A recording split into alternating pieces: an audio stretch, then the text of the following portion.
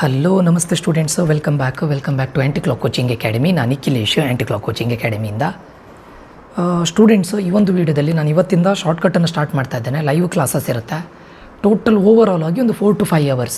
ಇದು completely tricks ಇರುತ್ತೆ students. ಆ ಕ್ಲಾಸನ್ನು ಇವತ್ತಿಂದ ಸ್ಟಾರ್ಟ್ ಮಾಡ್ತಾ ಇದ್ದೇನೆ. It is a live class. Okay, so more then ಜಾಸ್ತಿ ಇದ್ದರೆ ಅಂದರೆ ಮೋರ್ ದೆನ್ 4 hours ಆದರೆ ನಾನು ಅದನ್ನು ರೆಕಾರ್ಡೆಡ್ ಆಗಿ ನಿಮಗೆ ಸಪ್ರೇಟಾಗಿ ಪ್ರೈವೇಟಾಗಿ ಕಳಿಸ್ತೇನೆ. ಓಕೆ, 6362324224 ಯಾರ್ಯಾರಿಗೆ ಶಾರ್ಟ್ಕಟ್ ಟ್ರಿಕ್ಸ್ಗೆ ಜಾಯ್ನ್ ಆಗಬೇಕು ಅಂತಿದ್ರೆ ಈ ನಂಬರ್ಗೆ ಮೆಸೇಜ್ ಹಾಕಿ, ಆಯಿತಾ. 6362324224 ಇವತ್ತಿಂದ ಸ್ಟಾರ್ಟ್ ಆಗುತ್ತೆ. ಲೈವ್ ಕ್ಲಾಸಸ್ಸು ಇರುತ್ತೆ. ಲೈವ್ ಕ್ಲಾಸ್ ಅಟೆಂಡ್ ಮಾಡಲಿಕ್ಕೆ ಆಗದಿದ್ದರೆ ಮೋರ್ ದ್ಯಾನ್ 4 hours ಆದರೆ ನಾನು ಅದನ್ನು ರೆಕಾರ್ಡೆಡ್ನು ಕಳಿಸ್ತೇನೆ, ಆಯಿತಾ. ಸೊ ಇದು ಕಂಪ್ಲೀಟ್ಲಿ ಟ್ರಿಕ್ಸ್. ನಾನು ಯಾರ್ಯಾರಿಗೆ ಹೇಳ್ತಾ ಇದ್ದೇನೆ ಕೇಳಿದ್ರೆ, ಯಾರು ಈಗ ಮೋರ್ ದೆನ್ 100 ತೆಗಿತಾ ಇದ್ದೀರಾ ಅವ್ರಿಗೆ ನಾನು ಹೇಳ್ತಾ ಇಲ್ಲ. ನೀವು ರ್ಯಾಂಡಮಾಗಿ ಯಾವುದೋ ಒಂದನ್ನು ಇದು ಮಾಡೋದಕ್ಕಿಂತ ಏನು ನನ್ ಆಫ್ ದ ಎಬೋ ಅಂತೆ, ಆಲ್ ಆಫ್ ದ ಎಬೋ ಅಂತೆ, ಮತ್ತೇನು ಬಿ ಮತ್ತು ಸಿ ಯಲ್ಲಿ ಜಾಸ್ತಿ ಇದು ಬರುತ್ತೆ, ಆನ್ಸರ್ಸ್ ಬರುತ್ತೆ, ಹಾಗೆಲ್ಲ ಇಲ್ಲ ಸ್ಟೂಡೆಂಟ್ಸ್. ಕೆಲವರು ಹೇಳ್ತಾರೆ 60ಯಲ್ಲಿ 15A 15B 15C 15D ಅದೆಲ್ಲ ಇಲ್ಲ. ಓಕೆ, ಹೇಳಲಿಕ್ಕಾಗೋದಿಲ್ಲ. ಕೆಲವು ಟೈಮ್ ಏನಾಗುತ್ತೆ ಅಂತ ಕೇಳಿದರೆ ಒಂದೇ ಆನ್ಸರ್ ಮೋರ್ ದೆನ್ 20-25ವರೆಗೂ ಬಂದಿದ್ದೆ ನನಗೆ. ನಾನು ಲಾಸ್ಟ್ ಇಯರ್ ನೋಡಿದಾಗ ಓನ್ಲಿ ಸಿ, ಆಪ್ಷನ್ ಸಿ ಅನ್ನೋದು 25, ಆಪ್ಷನ್ ಬಿ ಅನ್ನೋದು 18 to 20, ಆಯಿತಾ. ಅಂದರೆ ನಾನು ಓನ್ಲಿ ಬಿ ಸಿ ಬಗ್ಗೆ ಮಾತಾಡ್ತಾ ಇಲ್ಲ. ಆವಾಗ ಏನಾಗುತ್ತೆ, ನಿಮಗೆ ಆಲ್ಮೋಸ್ಟ್ 40 to 45 ಕ್ವಶನ್ಸ್ ಅಲ್ಲೇ ಕವರ್ ಆಗಿರುತ್ತೆ. ನಿಮ್ಗೆ ಕೆಲವೊಂದಿಷ್ಟು ಯೂಟ್ಯೂಬರ್ಸ್ ಏನೇನು ಹೇಳ್ತಾ ಇದ್ದಾರೆ, all of the above, none of the above ಅಂತೆ, ಮತ್ತೇನು ಬಿ ಮತ್ತು ಸಿ ಆಗಿರೋ ಆಪ್ಷನ್ಸ್ ಜಾಸ್ತಿ ಇರುತ್ತೆ ಅಂತ. ನಾನು ಆಗೋದಿಲ್ಲ ಅಂತ ಹೇಳ್ತಾ ಇಲ್ಲ, ಬಟ್ ಅದು ತುಂಬ ಲಕ್ ಮೇಲೆ ಡಿಪೆಂಡ್ ಆಗಿರುತ್ತೆ. ಅದನ್ನು ಯಾವಾಗ ಅಪ್ಲೈ ಮಾಡಬೇಕು ನಾನು ಅದನ್ನು ಹೇಳ್ತೇನೆ, ಆಯಿತಾ. ಫಸ್ಟ್ ಇದರಲ್ಲಿ ನಾನು ಏನು ಟ್ರಿಕ್ಸನ್ನು ಹೇಳಿಕೊಡ್ತಾ ಇದ್ದೀನಿ ಹೇಳಿದ್ರೆ ಸೈಂಟಿಫಿಕ್ ವೇ ಸ್ಟೂಡೆಂಟ್ಸು. ಯಾವುದನ್ನು ಕೂಡ ರ್ಯಾಂಡಮಾಗಿ ಹೋಗಿ ಬಿ ಹಾಕಿ ಸಿ ಹಾಕಿ ಆ ಥರ ಹೇಳ್ತಾ ಇಲ್ಲ. ಸೈಂಟಿಫಿಕ್ ವೇಯಲ್ಲಿ ನೀವು ಹೇಗೆ ಮಾಡ್ಬೋದು, ಇದು ಫಿಸಿಕ್ಸಿಗೂ ಇರುತ್ತೆ, ಕೆಮಿಸ್ಟ್ರಿಗೂ ಇರುತ್ತೆ, ಮ್ಯಾಥಮೆಟಿಕ್ಸಿಗೂ ಇರುತ್ತೆ. ಆ್ಯಂಡ್ ನಾನು ಇವಾಗಲೇ ಹೇಳ್ತಾ ಇದ್ದೇನೆ, if you are in a position, ಈಗ ಆಲ್ರೆಡಿ ನೀವು 110 120 ರೇಂಜಲ್ಲಿದ್ದರೆ ಇದು ಬೇಡ, ಆಯಿತಾ. ಸೊ ಯಾರ್ಯಾರು ಇವಾಗ 40 50 ಆ ರೇಂಜಲ್ಲಿದ್ದೀರಾ, ಇದ್ದದ್ರಲ್ಲಿ ನೀವು ಸುಮ್ಮನೆ ಹೋಗಿ ಇದು ಹಾಕೋ ಬದಲು ಏನು ರ್ಯಾಂಡಮಾಗಿ ಗೆಸ್ ಮಾಡೋ ಬದಲು ಒಂದು ಸೈಂಟಿಫಿಕ್ ವೇಯಲ್ಲಿ. ಓಕೆ, ಸೊ ಮತ್ತೆ ನಾನು ನಿಮಗೆ ಹೇಗೆ ನೀವು ಕ್ವಶನ್ನ ಇದು ಮಾಡಬೇಕು, ಅಪ್ರೋಚ್ ಮಾಡಬೇಕು, ಎಷ್ಟು ಕ್ವಶನ್ಸನ್ನು ಮಾಡಬೇಕು, 60 ಕ್ವಶನ್ಸನ್ನು 60 minutesಲ್ಲಿ ಹೇಗೆ ಮಾಡಬೇಕು, 60 ಕ್ವಶನ್ಸನ್ನು ಮಾಡಬೇಕಾ, ಇದೆಲ್ಲದ್ರ ಬಗ್ಗೆಯೂ ಕೂಡ ಈ ಶಾರ್ಟ್ಕಟ್ ಟ್ರಿಕ್ಸಲ್ಲಿ ಹೇಳ್ತೇವೆ, ಆಯಿತಾ. ಓಕೆ, ಯಾರಿಗಾದ್ರೂ ಎನ್ರೋಲ್ ಆಗಬೇಕು ಅಂತಿದ್ರೆ ಈ ನಂಬರ್ಗೆ ಮೆಸೇಜ್ ಹಾಕಿ. ಇವತ್ತಿಂದ ಲೈವ್ ಕ್ಲಾಸ್ ಸ್ಟಾರ್ಟ್ ಆಗುತ್ತೆ. 4 to 5 hours ಇರುತ್ತೆ ಅಷ್ಟೇ. Okay, not more than that. Total overall 4 to 5 hours. Okay, so ಇದೇನಾಗುತ್ತೆ ಅಂತ ಕೇಳಿದರೆ ಔಟ್ ಆಫ್ 60 ಕ್ವಶನ್ಸಲ್ಲಿ ನೀವು ಒಂದು 25 ಕ್ವಶನ್ಸನ್ನು ಮಾಡುವಂಥ ಎಬಿಲಿಟಿ ಇದ್ದರೆ 25 to 30, ಉಳಿದಿರೋ 30 ಕ್ವಶನ್ಸನ್ನು ನೀವು ರ್ಯಾಂಡಮ್ ಆಗಿ ಮಾಡೋ ಬದಲು ಒಂದು ಸೈಂಟಿಫಿಕ್ ವೇಯಲ್ಲಿ ನಾವು ಹೇಳಿಕೊಡ್ತೇವೆ. ಅದನ್ನು ಎಲಿಮಿನೇಷನ್ ಮೆಥಡ್ ಮತ್ತು ಗ್ರಾಫಿಕಲ್ ಮೆಥಡ್ ಅಂತ ಕರಿತೇವೆ, ಅಸಂಪ್ಷನ್ ಮೆಥಡು ಇರುತ್ತೆ. You can put this. Okay, ಇದು ಫಿಸಿಕ್ಸಿಗೂ ಹೇಳಿಕೊಡ್ತೇನೆ. ಆ್ಯಂಡ್ ಫಿಸಿಕ್ಸ್ ಮತ್ತು ಕೆಮಿಸ್ಟ್ರಿ ನಿಮಗೆ ಸ್ವಲ್ಪನಾದರೂ ಬೇಸಿಕ್ ನಾಲೆಜ್ ಇರಲೇಬೇಕಾಗುತ್ತೆ. ಫಿಸಿಕ್ಸಲ್ಲಿ ಸ್ವಲ್ಪ ಯಾವುದ್ರ ಬಗ್ಗೆ, ಕಾನ್ಸೆಪ್ಟ್ ಬಗ್ಗೆ ಬೇಸಿಕ್ ನಾಲೆಜ್ ಇದ್ರೂ ಮಾಡ್ಬೋದು, ಆಯಿತಾ. ಓಕೆ, ಮತ್ತು ಎಲ್ಲ ಕ್ವಶನಿಗೂ ಶಾರ್ಟ್ಕಟ್ ಟ್ರಿಕ್ಸ್ ಆಗೋದಿಲ್ಲ. ಈ ಟ್ರಿಕ್ಸ್ ಅಪ್ಲೈ ಆಗೋದಿಲ್ಲ. ಕೆಲವೊಂದು ಕ್ವಶನ್ಸಿಗೆ ಹಾಕೋದು, ಆಯಿತಾ. Next, what is 2 cot half into cos inverse √5/3. ಇದು ರ್ಯಾಂಡಮ್ ಆಗಿ ತೊಗೊಂಡಿದ್ದಲ್ಲ ಸ್ಟೂಡೆಂಟ್ಸು. ಎಲ್ಲ ಈಗ ಕಾಮಿಡ್ಕೆ ಇರ್ಬೋದು, KCET ಇರ್ಬೋದು, ಮತ್ತು ಬೇರೆ CETಗಳನ್ನೆಲ್ಲ ನೋಡಿಕೊಂಡು ನಾನು ಇದನ್ನು ತೊಗೊಂಡಿದ್ದು. ಯಾವುದು ಕೂಡ ನಿಮಗೆ ಔಟ್ಡೇಟೆಡ್ ಕ್ವಶನ್ಸನ್ನು ನಾನು ಕೊಡಲಿಲ್ಲ, ಆಯಿತಾ. ಆ್ಯಂಡ್ ಇದು ನಿಮಗೆ ಡೈರೆಕ್ಟ್ ಮೆಥಡ್ ಬಂದರೆ ದಯವಿಟ್ಟು ಡೈರೆಕ್ಟ್ ಮೆಥಡೇ ಮಾಡಲಿಕ್ಕೆ ಆಗಲಿಲ್ಲ ಅಂತಿದ್ರೆ ಇದನ್ನು ಫಾಲೋ ಮಾಡಿ. ನಾನು ಇವಾಗಲೇ ಹೇಳ್ತಾ ಇದ್ದೇನೆ, because as I A teacher ನಾನು ನಿಮ್ಮನ್ನು ಇದು ಮಾಡಬಾರ್ದು. ಡೈರೆಕ್ಟ್ ಮೆಥಡ್ ಗೊತ್ತಿದ್ದರೆ ಡೈರೆಕ್ಟ್ ಮೆಥಡ್ ಮಾಡಿ. ಇಲ್ಲ, ನನಗೆ ಗೊತ್ತೇ ಇಲ್ಲ, ರ್ಯಾಂಡಮಾಗಿ ನಾನು ಆನ್ಸರ್ ಹಾಕೋದಿಲ್ಲ, ಒಂದು ಬೇಸಿಕ್ ನಾಲೆಜ್ ಮೇಲೆ ನಾನು ಹಾಕ್ತೇನೆ ಅಂತಿದ್ರೆ ದಯವಿಟ್ಟು ಇದನ್ನು ಓದ್ಕೊಳ್ಳಿ, ಆಯಿತಾ. ಫಸ್ಟ್ ಇಲ್ಲಿ ನಿಮ್ಗೆ ಫಸ್ಟ್ ಏನು ಗೊತ್ತಿರಬೇಕು ಅಂತ ಕೇಳಿದರೆ, ಓಕೆ, ಫಸ್ಟ್ ಇಲ್ಲಿ ನಿಮಗೆ ಕಾಟ್ ಹಾಫ್ ಕಾಸ್ ಇನ್ವರ್ಸ್ √5/3. ಇಲ್ಲಿ ಕೆಲವೊಂದು ನಿಮಗೆ ಬೇಸಿಕ್ ನಾಲೆಜ್ಗಳು ಗೊತ್ತಿರಬೇಕು. √5 ಇದು ವ್ಯಾಲ್ಯೂ. ಫಸ್ಟು ನಾನು ಪ್ರಾಬ್ಲಮ್ ಮಾಡ್ತಾ ಇದ್ದೆ ನೋಡಿ. ಕ್ವಶನ್ ಕೇಳಿದ್ದು ಏನು ಕೇಳಿದರೆ 2 cot half into cos inverse √5/3. ಈಗ ಇಲ್ಲಿ ನಾನು ಬರೀತೇನೆ ನೋಡಿ. ಇದು ನಿಮ್ಗೆ ಕೆಲವೊಂದು ಟೈಮ್ ಕನ್ಸ್ಯೂಮಿಂಗ್ ಅಂತ ಅಂದ್ಕೊಳ್ಬೋದು, ಬಟ್ ನಾನು ನಿಮ್ಗೆ ಹೇಳ್ತೇನೆ ನೋಡಿ.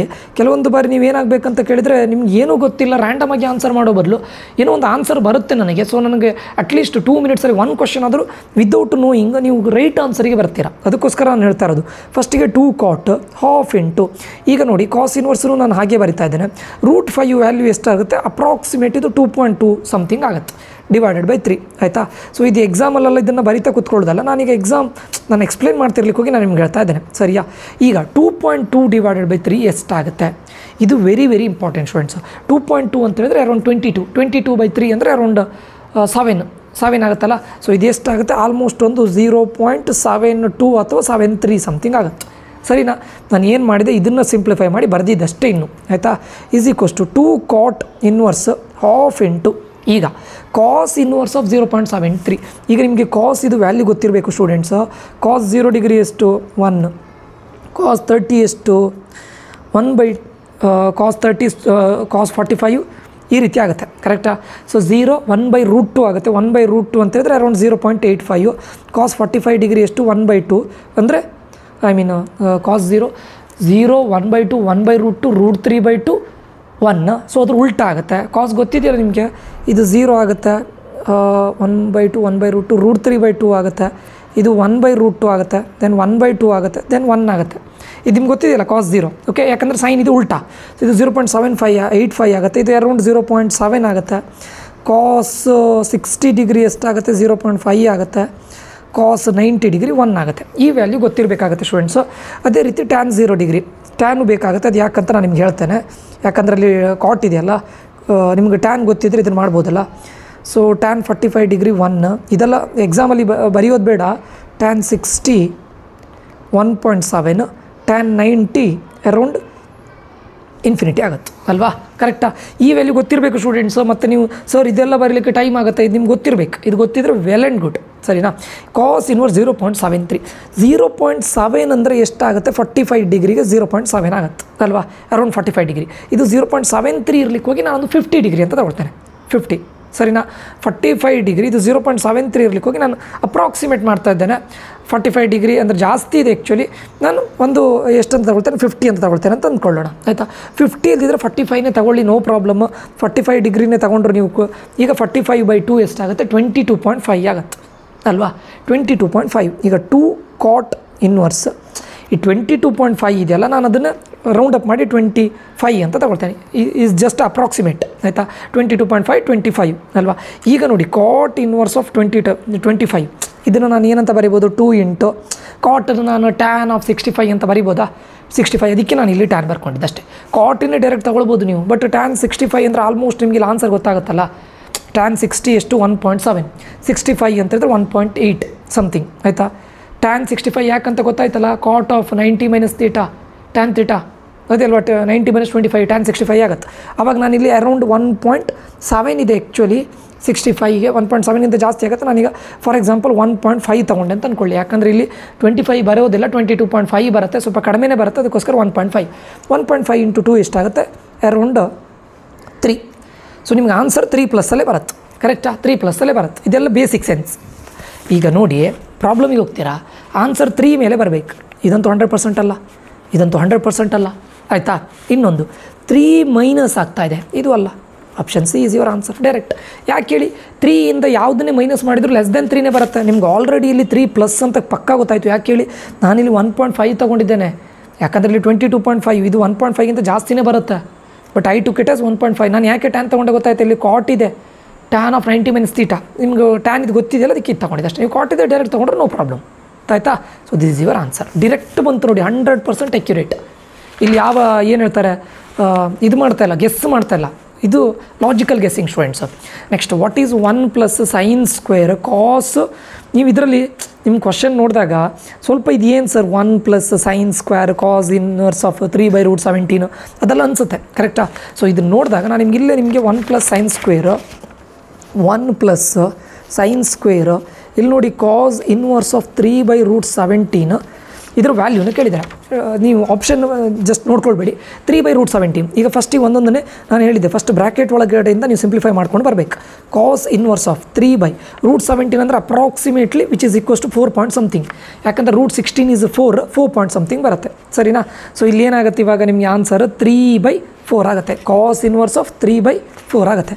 ಇವಾಗ ನೋಡಿ 1 + sin² 3/4 ಆನ್ಸರ್ ಎಷ್ಟಾಗುತ್ತೆ ನೋಡಿ, ಇಲ್ಲಿ ಕಾಸ್ ಇನ್ವರ್ಸ್ ಆಫ್ 3/4 ಅಂದರೆ ಅರೌಂಡ್ 0.75 ಆಗುತ್ತೆ. It is not exact value students, this is just approximate value. ಇಲ್ಲಿ ಏನಾಗುತ್ತೆ 0.75. ಈಗ ನೋಡಿ ಕಾಸ್ 0.75 ಅರೌಂಡ್ ಇಲ್ಲೇ ಬರುತ್ತಲ್ಲ, 0.7 ಅಂತ ಹೇಳಿದ್ರೆ cos 45 degree, 0.75 around cos 45 degree, ಕರೆಕ್ಟಾ. ಇಲ್ಲಿ ಏನಾಗುತ್ತೆ ನಿಮ್ಗೆ ಇವಾಗ is equals to 1 + sin² cos inverse ಇರ್ಲಿಕ್ಕೆ ಹೋಗಿ ಇಲ್ಲೇನಾಗುತ್ತೆ 45 ಡಿಗ್ರಿ. ಬೇಕಾದರೆ ಇದನ್ನು ಅರೌಂಡ್ 45 ಡಿಗ್ರಿನ ತಗೊಳ್ಳಿ, ನೋ ಪ್ರಾಬ್ಲಮ್, ಆಯ್ತಾಯ್ತಾ. So 1 + sin² 45 degree. Sine 45 degree ಎಷ್ಟಾಗುತ್ತೆ 0, 1/2 1/√2 ಅದರದ್ದು ಸ್ಕ್ವೇರ್, ಕರೆಕ್ಟಾ. 1/√2 ಹೋಲ್ ಸ್ಕ್ವೇರ್. ಯಾವಾಗ ಏನಾಗುತ್ತೆ 1 + 1/2 ಆಗುತ್ತೆ, ಕರೆಕ್ಟ್ ಅಲ್ಲ. ಯಾಕಂದರೆ ಇಲ್ಲಿ ಸ್ಕ್ವೇರ್ ಮಾಡಿದಾಗ ಇದಾಗುತ್ತೆ, ಅಂದರೆ 1 + ಹಾಫ್ ಆನ್ಸರ್ 1.5 ಅರೌಂಡ್.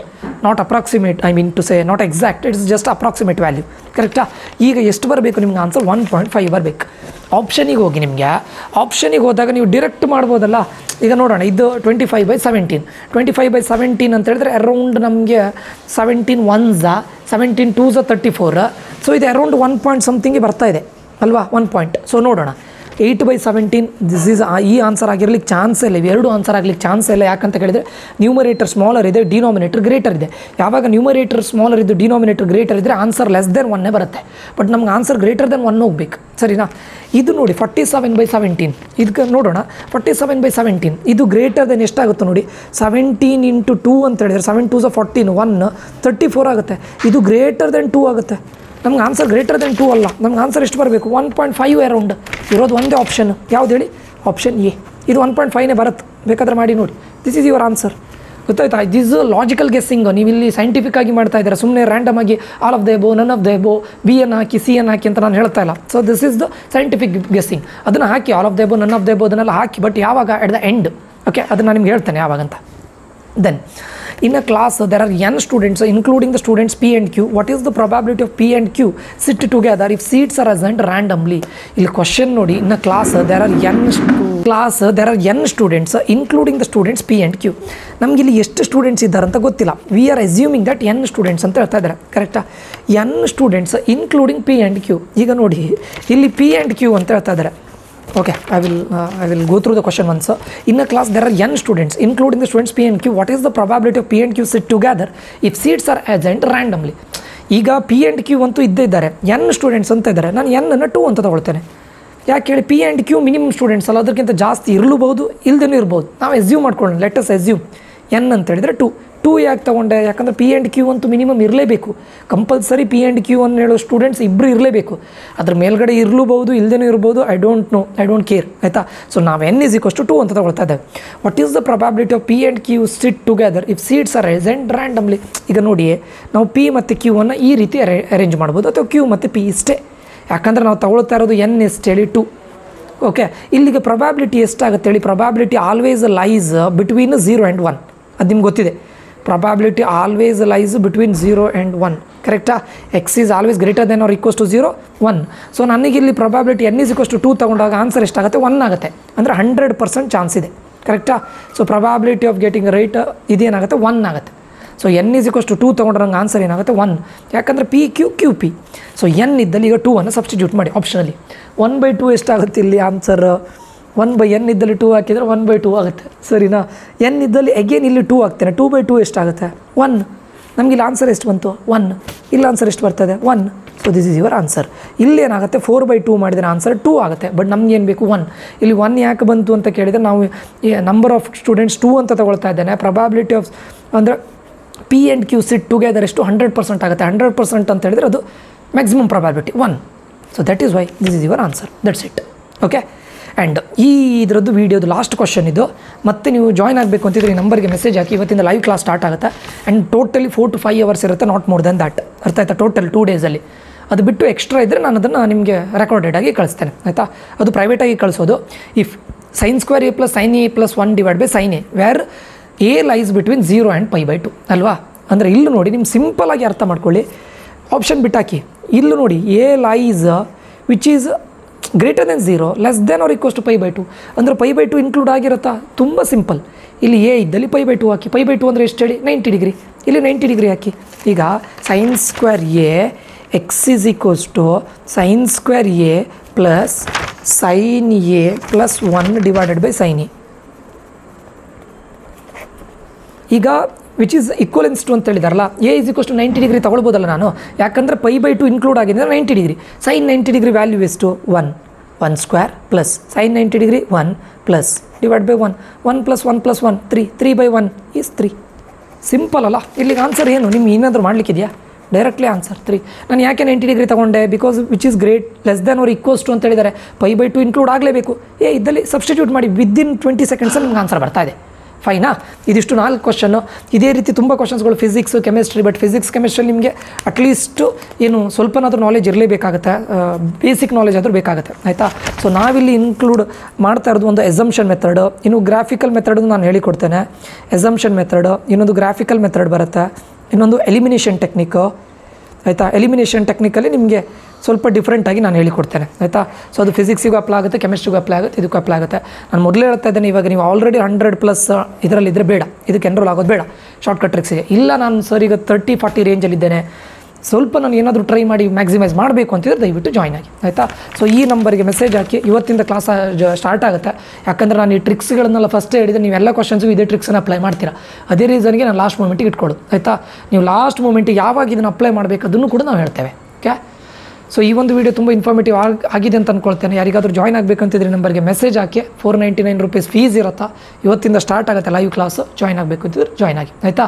ಸೊ ಯಾಕೆ ನಾನು ಫಸ್ಟಿಗೆ ಇದನ್ನು ಮಾಡಲಿಲ್ಲ ಅಂತ ಕೇಳಿದ್ರೆ, ಅಷ್ಟೇ ಮಾಡಿದರೆ ನೀವು ಎಲ್ಲ ಕ್ವಶನ್ಗೂ ಇದನ್ನು ಅಪ್ಲೈ ಮಾಡ್ತೀರಾ, ನಿಮ್ಮ ನಾಲೆಜನ್ನು ನೀವು ಅಪ್ಲೈ ಮಾಡೋದಿಲ್ಲ, ಅದಕ್ಕೋಸ್ಕರ. ಓಕೆ ಸ್ಟೂಡೆಂಟ್ಸ್, ಇಲ್ಲಿಗೆ ಈ ವಿಡಿಯೋನ ಎಂಡ್ ಮಾಡ್ತಾ ಇದ್ದೇನೆ. ಮುಂದಿನ ವಿಡಿಯೋದಲ್ಲಿ ಮತ್ತೆ ಸಿಗ್ತೇನೆ. Until that, love you all, bye, take care students.